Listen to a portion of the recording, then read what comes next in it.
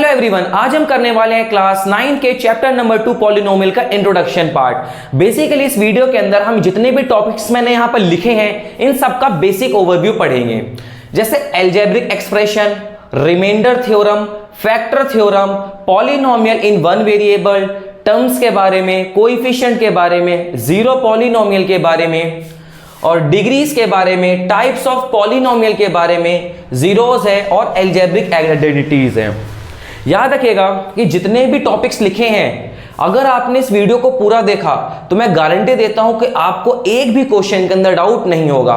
तो अब एक ऐसा करते हैं, एक एक करके टॉपिक को स्टार्ट करते हैं। तो सबसे पहले हमारा टॉपिक है हमारा अलजेब्रिक एक्सप्रेशन।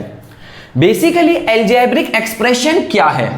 याद रखिएगा, ये जो टॉपिक है पॉलिनोमियल, ये अलजेब्रिक एक्सप्रेशन का एक पर्टिकुलर टाइप है। कैसे? देखो ध्यान से, हमने अलजेब्रिक एक्सप्रेशन बेसिकली में क्या पढ़ा था? हमने पढ़ा था जो अलजेब्रिक एक्सप्रेशन है ये दो चीजों से मिलके बनता है।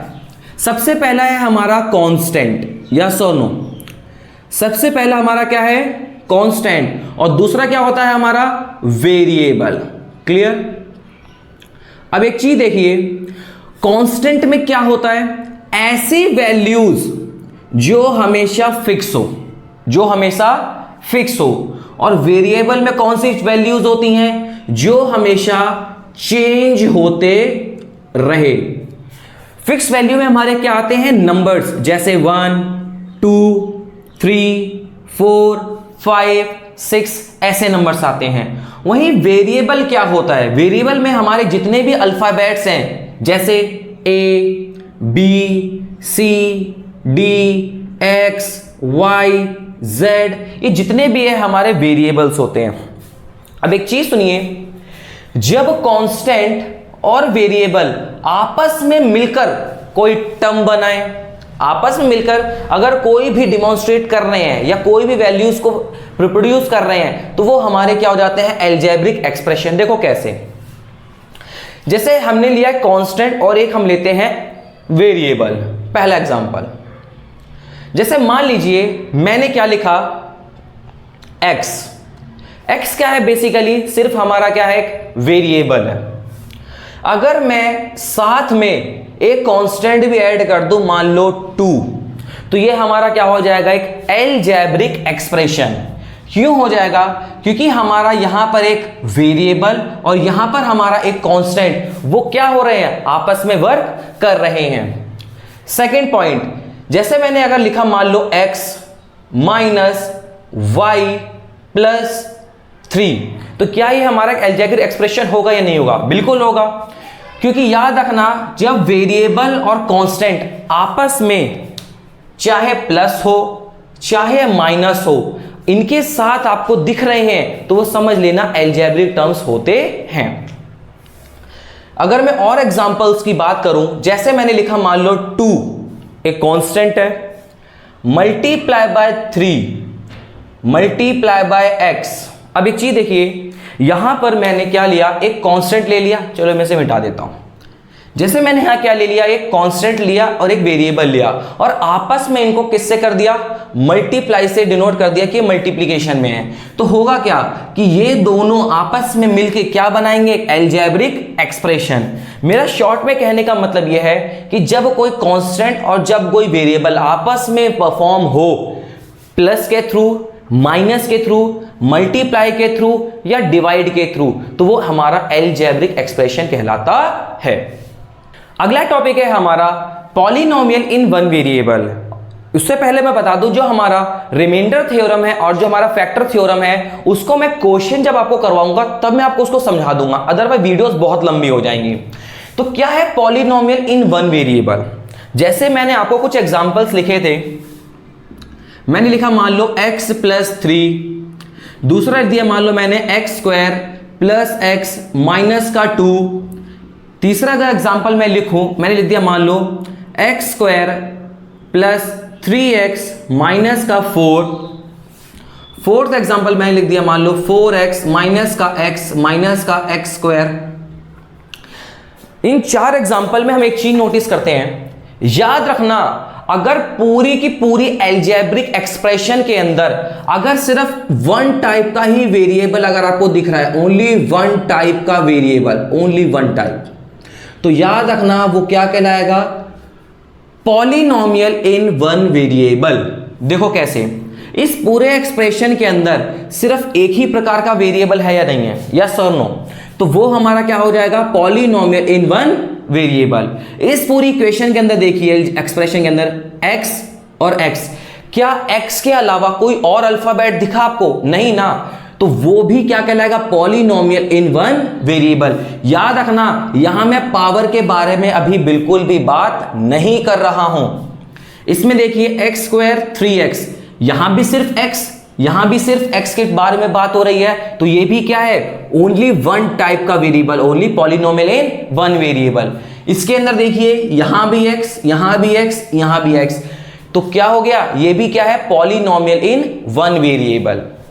दूसरी चीज, अगर बाय चांस मैंने ऐसे लिखा xy माइनस का x स्क्वायर माइनस का 3x, अब एक चीज नोटिस करिए, सर यहां पर x का टर्म है, यहां x का टर्म है, यहां x का टर्म है, तो ये भी तो एक पॉलिनोमियल इन वन वेरिएबल है। लेकिन एक चीज सुनो, ये जो कांस्टेंट, सॉरी, ये जो वेरिएबल आया है हमारा y, ये तो सेम टाइप का नहीं है ना, तो याद रखना, तो सर ये कौन से टाइप का हुआ बच्चे, यहां दो प्रकार के वेरिएबल आ गए, तो ये हो जाएगा आपका पॉलिनोमियल इन टू वेरिएबल। क्लियर, ये जितने भी थे ये थे सारे पॉलिनोमियल इन वन वेरिएबल, इसके अंदर दो हो गए तो ये हो गया पॉलिनोमियल इन टू वेरिएबल। अगर ऐसे ही अगर by chance x plus Y plus Z कितने आ गए, 3 आ गए, तो ये क्या कहलाएगा, पॉलिनोमियल इन 3 वेरिएबल। क्लियर, ऐसा करता हूं मैं आपको कुछ और एग्जांपल्स ले लेता हूं जिससे आपको समझ में आ जाएगा।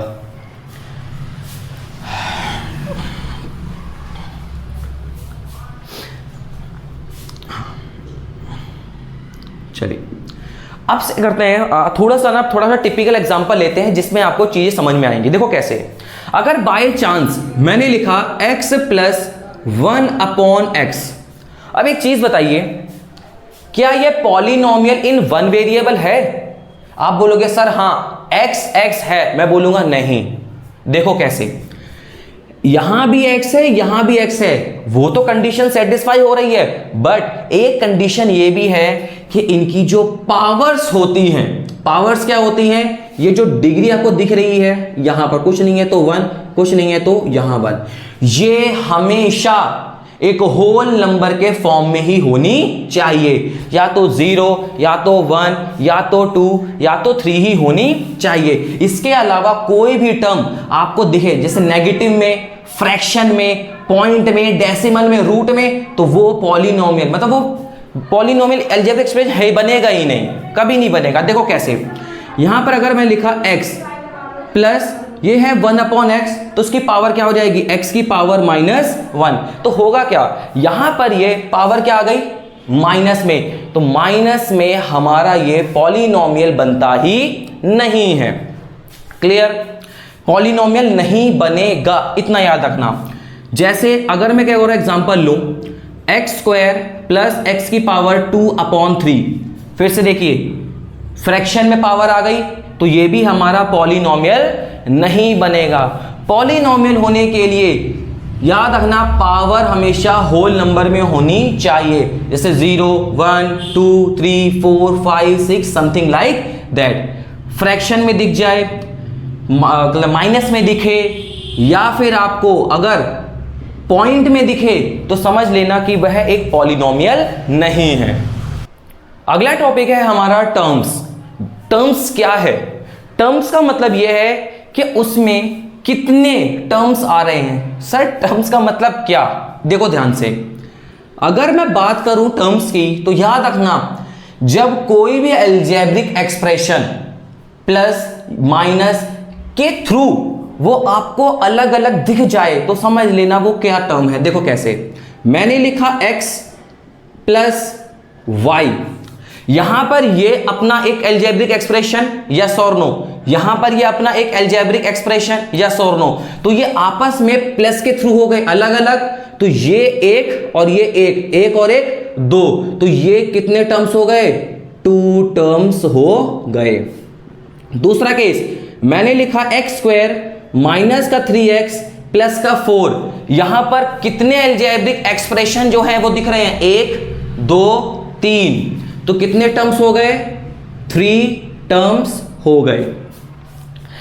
याद रखना, अगर मैं आपको कंफ्यूज करने के लिए क्वेश्चन ऐसे लिखूं एक्स स्क्वायर माइनस का 3x माइनस का 4x, तो ये एक, इसमें कितने टर्म्स हैं, आप बोलोगे सर 1 2 3, यहां बच्चे कर देते हैं सबसे ज्यादा गड़बड़। देखो कैसे, एक्स स्क्वायर पहला टर्म क्लियर, माइनस का 3x और माइनस का 4x, देखो बच्चा सॉल्व हो सकता है, या सो नो, वेरिएबल सेम है तो उसको सॉल्व करोगे तो कितना हो जाएगा, माइनस माइनस प्लस, 4 और 3 7, और साइन बड़े वाले का, तो कितने टर्म्स हो गए, 2 टर्म्स हो गए, यस और नो। कभी भी देखकर ये मत बोल देना कि सर प्लस माइनस के अलग हो रहा है, 1 2 2, पहले एक बार ध्यान लगाना कि क्या वह सॉल्व हो रहा है। जैसे मैंने आपको यहां बताया, अगर सॉल्व हुआ तभी आप बताना, अदरवाइज बिना सॉल्व करे मत बताना। चलो मैं ऐसा करता हूं, एक और क्वेश्चन ले लेता हूं, 2x स्क्वायर वाई प्लस का 3x वाई माइनस का 3x, एक टर्म, 2 टर्म, 3 टर्म। जब कोई अलजेब्रिक एक्सप्रेशन प्लस के थ्रू या माइनस के थ्रू अलग अलग दिख जाए तो समझ लो वो टर्म्स को बता रहा है खुद से, एक टर्म, 2 टर्म, 3 टर्म, तो कितने टर्म्स हो गए, 3, क्योंकि हाँ ये सॉल्व भी नहीं हो रहे थे, अगर सॉल्व होते तो आपको सॉल्व करना होता, तब जाके आप बताओगे। क्लियर। अगला टॉपिक है हमारा कोएफिशिएंट्स। याद रखना सबसे बेसिक क्वेश्चन और 1 नंबर का जरूर आता है। याद रखना यहां मैं जो आपको कोएफिशिएंट बताऊंगा वो 2 प्रकार के बताऊंगा, एक है हमारा न्यूमेरिक कोएफिशिएंट और एक होता है हमारा लिटरल कोएफिशिएंट। देखो कैसे, वैसे कोएफिशिएंट क्या है पहले वो समझा देता हूं। मैंने मान लीजिए कोई एक्सप्रेशन लिखा, कोई टर्म लिख दिया, मान लो 3x प्लस का 4x लिख देता हूं यहां पर क्यूब माइनस का 3x स्क्वायर प्लस का 4x प्लस का 5, ये हमने एक अलजेब्रिक एक्सप्रेशन लिख दिया पूरा, ठीक है। अब कोएफिशिएंट क्या है, कोएफिशिएंट का मतलब ये होता है वेरिएबल के साथ जो टर्म्स लगा हुआ है, जो नंबर लगा हुआ है, वही हमारा क्या होता है, कोएफिशिएंट। जैसे किसी ने कहा कोएफिशिएंट बताइए, क्या बताइए, कोएफिशिएंट बताइए किसका, एक्स क्यूब का, क्या बताइए। अब इस पूरे टर्म को देखो, देखो एक्स क्यूब कहां है, सर एक्स क्यूब यहां है, एक्स क्यूब के बगल में कौन सा टर्म है, 2, तो 2 क्या हो जाएगा, कोएफिशिएंट, क्या हो जाएगा, कोएफिशिएंट हो जाएगा। अगर कोई ये बोले कि एक्स स्क्वायर का कोएफिशिएंट बताइए क्या होगा, तो एक्स स्क्वायर का कोएफिशिएंट क्या है, 3 है। याद रखना कि नंबर के बगल में साइन भी है, यहां पर कुछ नहीं था तो ऑटोमेटिक क्या होता है, प्लस का साइन दिखाया नहीं, लेकिन यहां तो माइनस का भी है ना, तो माइनस का भी आपको ध्यान देना है। अगर मैं बात करूं अब x की, किसकी बात करूं, x की, तो x का कोएफिशिएंट क्या है, 4, क्योंकि प्लस का है तो दिखाओ या मत दिखाओ कोई फर्क नहीं पड़ेगा। अब चीज देखिए ध्यान से कि सर यहां पर आपने x का बोला तो सर इसको नहीं ले सकते थे क्या, मैं बोलूंगा बच्चे x के लिए बोला, सिर्फ ओनली सिंगल x के लिए, यहां पर सिंगल x नहीं है, दैट्स वाई सबके लिए अलग अलग हो गए। अब एक चीज देखो, ये तो हो गया हमारे न्यूमेरिक कोएफिशिएंट, क्लियर।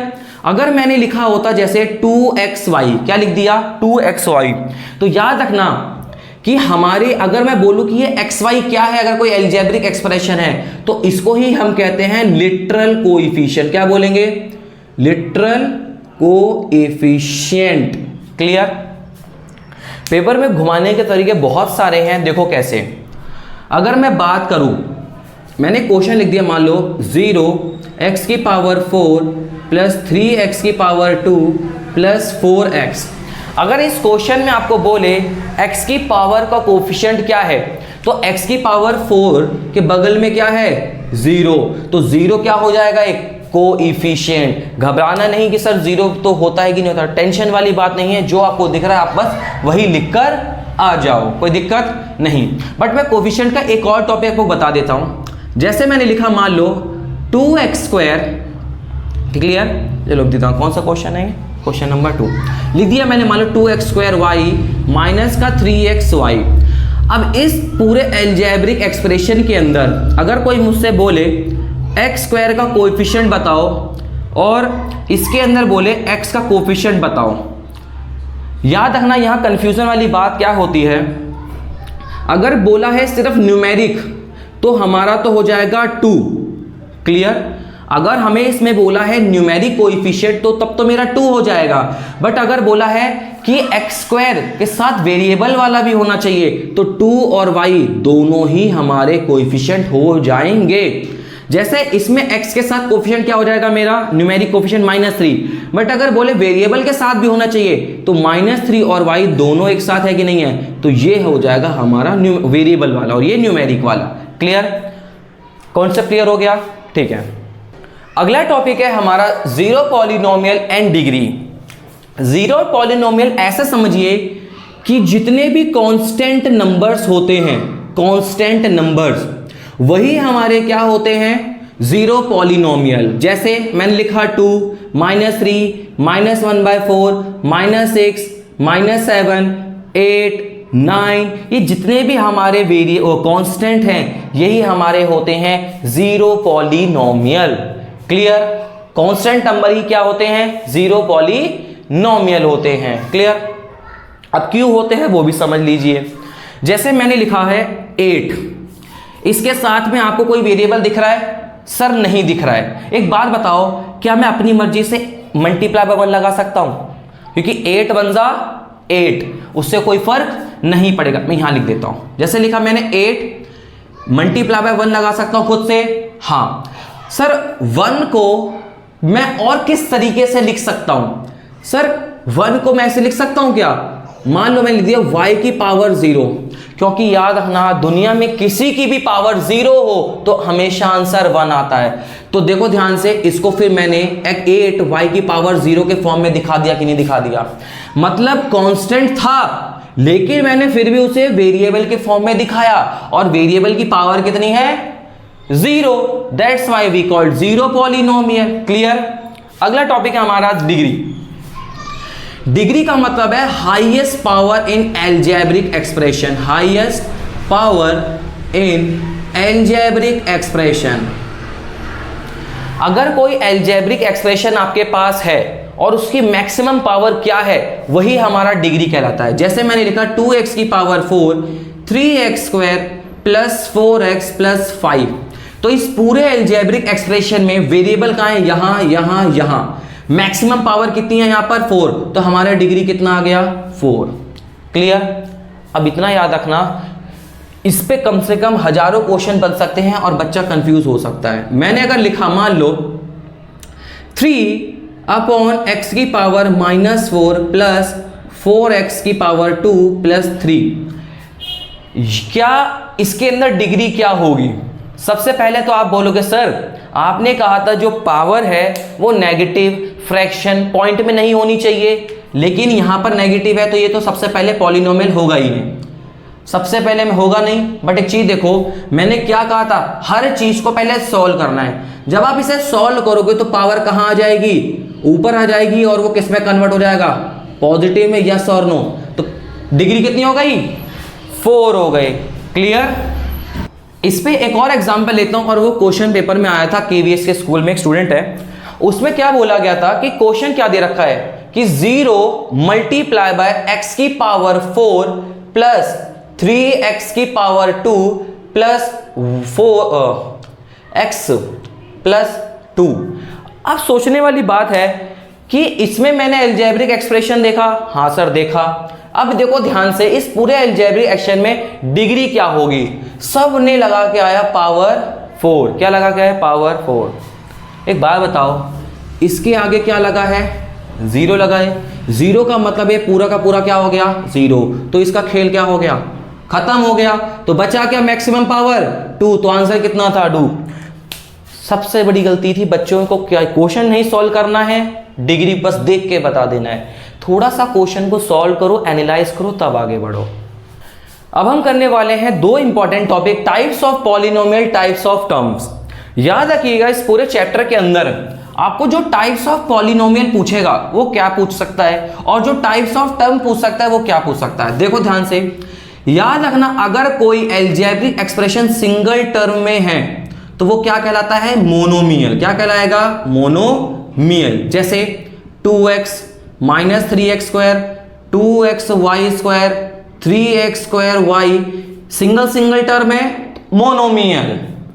अगर टू टर्म्स हैं, कितने टर्म्स हैं, टू टर्म्स हैं, तो उसको हम बोलते हैं बाइनोमियल। क्या बोलेंगे, बाइनोमियल। जैसे 2x square plus y, 3x minus 4, 4x minus का 6, दो टर्म है तो वो क्या हो जाएगा, बाइनोमियल हो जाएगा।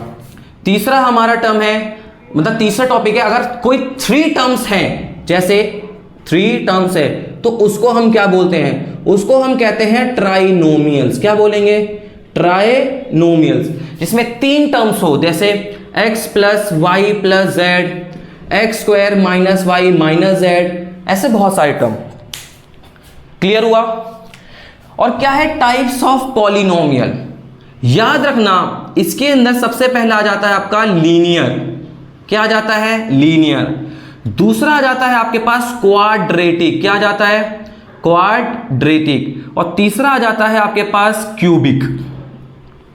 लीनियर का मतलब होता है मैक्सिमम पावर। मैक्सिमम पावर कितनी होनी चाहिए उस पूरे अलजेब्रिक एक्सप्रेशन के अंदर, मैक्सिमम पावर 1। कितनी होनी चाहिए, 1।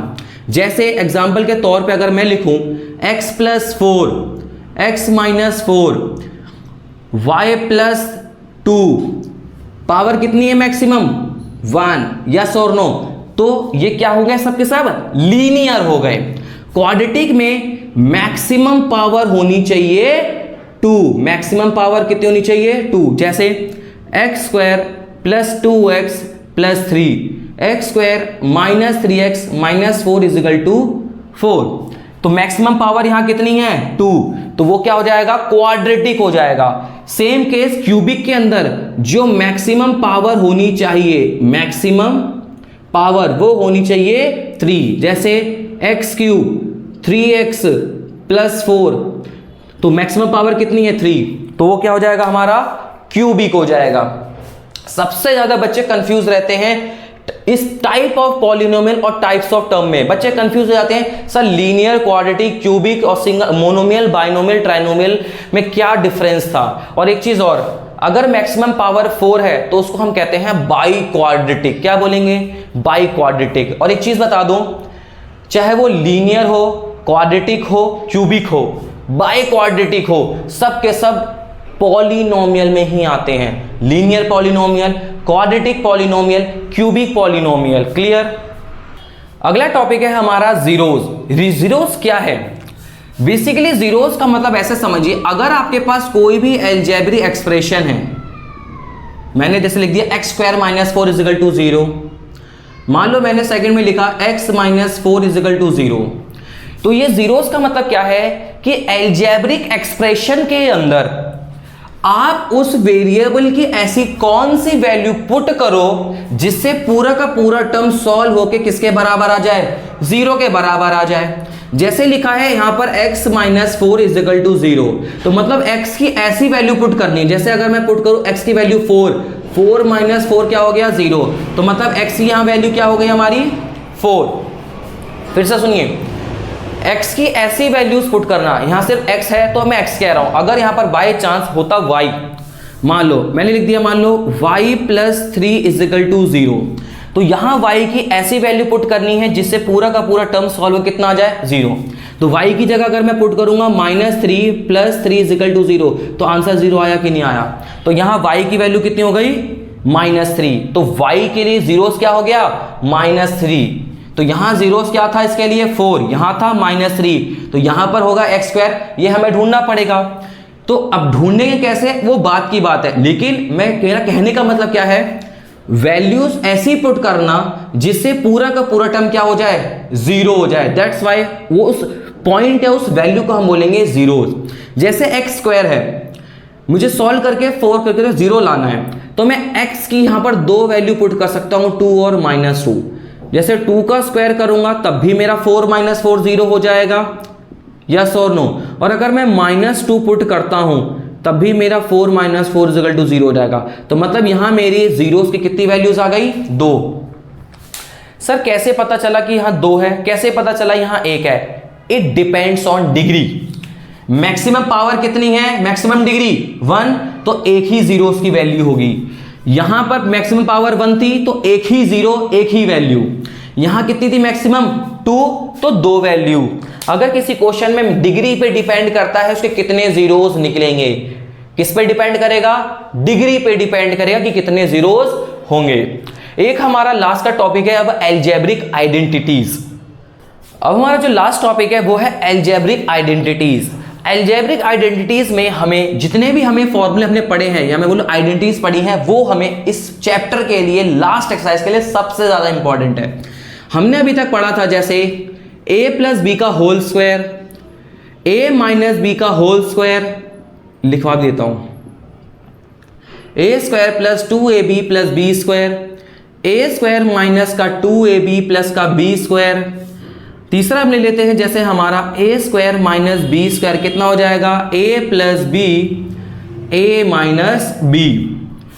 फोर्थ वाला हम ले लेते हैं, मान लो a + b + c का होल स्क्वायर, तो कितना हो जाएगा हमारा ये? a² + b² + c² + 2ab + 2bc + 2ac।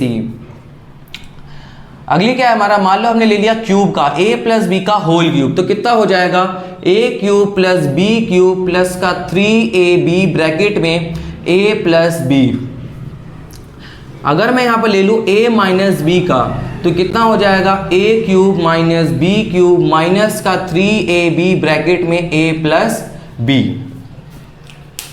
अब जितने भी हमारे फॉर्मूले हैं, जैसे हमारे पास एक और फॉर्मूला है a + b + c, sorry a³ + b³ + c³ - का 3abc। क्या था हमारा यहां पर कि a + b + c ब्रैकेट में a² + b² + c² - ab - bc - ac। ऐसे हमें एक और पढ़ना है a³ + b³, a³ - b³। ये जितने भी फॉर्मूलेज हैं अगर आपने सारे याद कर लिए तो ये आपके लिए बहुत ज़्यादा यूजफुल होंगे एक्सरसाइज को सॉल्व करने में। आशा करता हूँ आपको जितना भी मैंने इंट्रोडक्शन पढ़ा दिया है वो समझ में आया होगा। अगर कोई बाई चांस मिस्टेक हो गई होगी तो आप मुझसे कमेंट करके बता सकते हैं। आज के लिए इतना ही, थैंक यू।